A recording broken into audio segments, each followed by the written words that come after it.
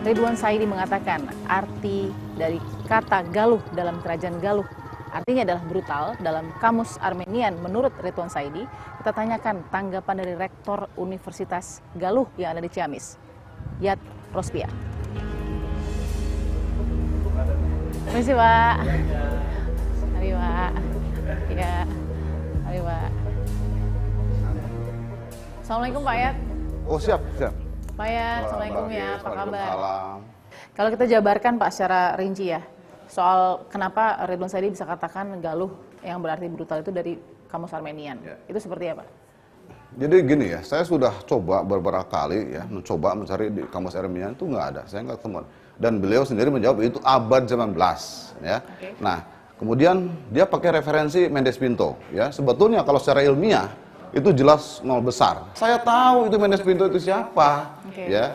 Dia ikut dengan Vasco da Gama, ya, berlayar, ya. Nah, tapi dia 1537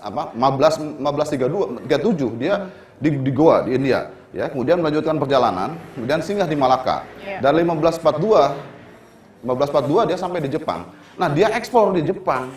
Dia tidak pernah ke Jawa. Ya, jadi tahu apa tentang Galuh? Satu, yang kedua, Galuh itu Retikanayun itu 612, ya. Ini 1542, jedanya sudah sangat jauh, 1000 tahun lebih. Ya. Jadi jangan lihat artinya Despinto, tapi dari mana kemudian kita bisa tarik arti Galuh kalau memang bukan dari Armenian?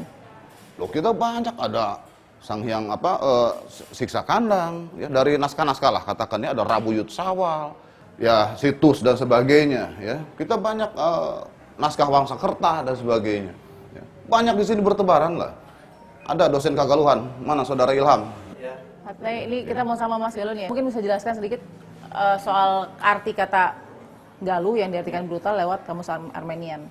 Ya. Saya belum mendapatkan yang artinya brutal. Dan dimanapun, mau kamus apapun, artinya nilainya positif-positif semua. Antaranya ada mutiara, inti hati, Galuh itu Galuh dalam artian bahasa Sunda itu bagian tengahnya pohon ataupun yang bagian kerasnya. Jadi itulah nilai-nilai filosofis Galuh semuanya positif. Yang kemudian disayangkan tadi oleh Pak Yat kan kenapa diambil dari kamus Armenian? Padahal kalau kita cari saja jangan jauh-jauh lihat Google aja nggak ada ya. Kemudian gini lagi, maaf Pak ya, yang beliau korek itu tentang tulisan-tulisan Nabaten, ya, itu jelas menurut saya itu pembohongan publik, ya. Yang saya tahu ya prasasti yang belum bisa terbaca itu Ciaruten, Holotan satu, ya, dan memang satu lagi, tapi Cikapunung bukan di Ciamis, itu di Bandung, dan itu bukan huruf Nabaten, ya, itu masih huruf spiral. Berarti itu keliru kemarin. Keliru besar, ya. Yang saya tahu untuk masuk ke sini ke Asia Tenggara lah katakan ya, itu referensinya dari India, ya. Kita tahu India saat itu kan banyak sekali kerajaan-kerajaan, ya. Mau Mogul, mau Qutbuddin Aibak dan sebagainya, banyak Shah Jahan dan sebagainya. Nah itu dia pakai huruf Dewanagari yang dari ras Aryanya yang pada berdatang ke sana, ya. Nah Dewanagari kemudian berkembang jadi huruf Palawa, kemudian masuk ke kita Jawa kuno, kemudian yang Hanocoroko itu, kemudian masuk ke Sunda. Jadi Sunda kuno, Hanacaraka, Datasawala, pada Berjayana, Mata Batanga, ya. Nah Sunda kuno itulah yang kemudian terpatri di prasasti-prasasti yang ada di Astana Gede. Betul. Pak Yat, terima kasih. Sama-sama. Kang juga terima kasih ya, ini sudah membagi tadi ilmunya ya kepada kita. Kita lihat bagaimana fakta berikutnya. Setelah hebohnya kemunculan kerajaan-kerajaan baru di Indonesia, kini giliran viralnya statement dari Babeh Ridwan Saidi, seorang budayawan. Dalam sebuah video yang diunggah di media sosial, Babeh Ridwan Saidi menyaksikan keberadaan kerajaan Galuh dalam sejarah Indonesia. Bukan hanya itu, ada pernyataan kontroversial lain yang diungkapkan. Ia juga mengatakan arti kata Galuh dalam kamus Armenia, yaitu brutal. Sontak, warga di Kabupaten Ciamis bereaksi dan geram akan pernyataannya. Bagaimana tanggapan dari para sejarawan dan arkeolog tentang hal ini? Dan apa dampak yang ditimbulkan bagi sejarah Kerajaan Galuh? Saksikan dalam episode kali ini, dalam Fakta bersama saya, Balkis Manisang. Di Ciamis itu tidak ada kerajaan. Karena indikator eksistensi kerajaan adalah indikator ekonomi. Ciamis penghasilannya apa? Pelabuhannya di selatan kan bukan pelabuhan niaga. Sama dengan pelabuhan kita di Teluk Bayur kan? Kan bukan pelabuhan niaga. Pelabuhan penumpang. Ciamis juga sama. Lalu dia dagang apa? bagaimana membiayai kerajaan. Oh. Lalu diceritakanlah ada Raja Sunda Galuh. Sunda Galuh. Sedangkan Galuh Ditemuin tuh Be bangunan berundaknya tuh Be. iya, bangunan berundak sih bisa saja, tapi bangunan berundak itu apa dan tahun berapa kan mesti teliti kita kan. Batu batanya kan. Nah, harus kita teliti ini bekas bangunan apa. Iya, bisa jadi rumah pribadi atau bisa rumah pribadi, bisa kabuyutan saja, ya artinya tempat orang tua yang didatengin orang-orang, itu namanya kabuyutan. Nah, kembali kepada kawan kita Galuh ini, Sunda Galuh saya kira agak keliru ya penamaan itu, karena Galuh artinya brutal. Kebersamaan kita hanya satu, kita disinggung atas nama Ciamis, kita disinggung atas nama Galuh. Maka kepemimpinan daerah hari ini, Ciamis punya potensi, Galuh bukan brutal.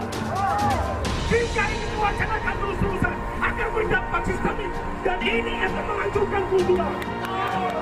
Ciamis, kami akan Galuh tidak menerima serta Ridwan Saidi.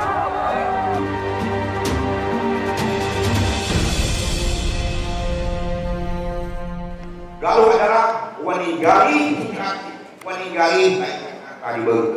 dibeukeut waninggali cuci hati jadi benar bukan tengah kuring bahwa telah pencederaan terhadap nama Ciamis Galuh harus. Oke, kita dengarkan respon dari Pak Bupati Pak Herdiat Sunaria ya. Oke Pak, apa kabar Pak Bupati? Alhamdulillah baik. Ini Pak Herdiat sudah ikut dalam diskusi publik yang memang difasilitasi. Pertama saya ingin tanya dulu, kenapa difasilitasi cukup serius ya Pak Bupati saat ini? Pertama, kita ingin membuktikan bahwa masyarakat Galuh itu tidak brutal. Masyarakat Galuh itu santun dan cinta damai. Yang kedua, kita meyakini bahwa kerajaan Galuh ada dan prasastinya juga ada dan itu asli gitu. Apakah akan masih ada pelaporan terhadap Ridwan Saidi dan juga mungkin YouTube channel atau akun YouTube yang mengeluarkan hal ini, statement ini? Yang jelas kita pemerintah daerah intinya mensupport, mendukung apa yang diinginkan masyarakat. Kalau masyarakat sudah cukup sampai di sini, kita udah yakin, sudah jelas, ya udah itu lebih bagus gitu. Tapi kalau misalnya mereka masih ingin kita ajukan, ingin kita tuntut ke polisi misalnya, kita antar mereka. Ya, terima kasih Pak. Kita akan temukan fakta berikutnya.